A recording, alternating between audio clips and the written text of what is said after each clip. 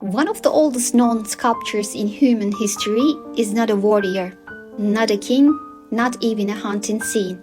A tiny female figure, small enough to fit in the palm of a hand.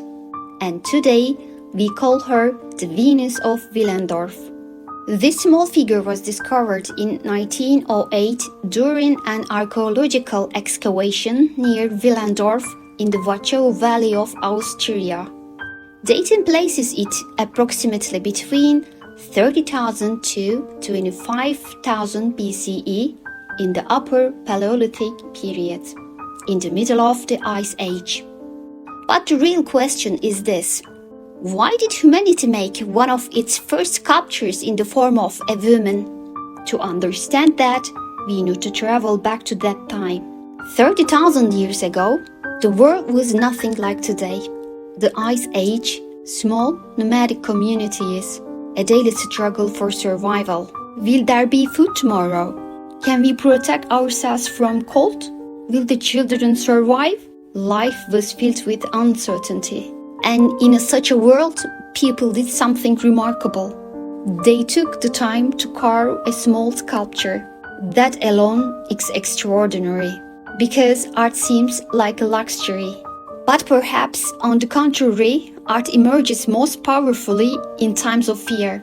When you look closely at the Venus of Willendorf, certain things immediately stand out.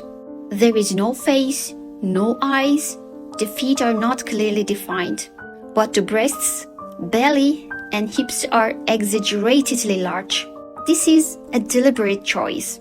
So, this is not a portrait. It does not seem to represent a specific woman. So, what might it represent? The most common interpretation is this: fertility. What was the greatest miracle at that time? A baby who survived. The birth and survival of a child meant the continuation of a community. Perhaps this figure was a symbol of hope. Perhaps people carried this small sculpture with them, wishing for abundance and protection. But we cannot say for certain. And I think that is the most fascinating part, because we do not fully know the meaning of this sculpture. We can only speculate. Maybe today we are asking the wrong question. Maybe it was not about beauty. Maybe it was not about the ideal body. Maybe it was simply about survival. Even today, conversations around the body never really end.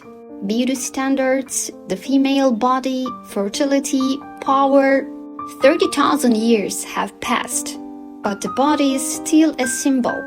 This small figure may be one of the first steps towards abstraction in the human mind, to represent something, to assign meaning, to make hope tangible. Perhaps this is exactly where art was born, as a response to fear, as resistance to uncertainty. And maybe this was one of the first signs of being human, not just to survive, but to search for meaning. The Venus of Willendorf is small, but the question it asks is immense. Why do humans feel the need to assign meaning to something? And could art be the first language of that search for meaning? Thank you for watching. See you in the next art story.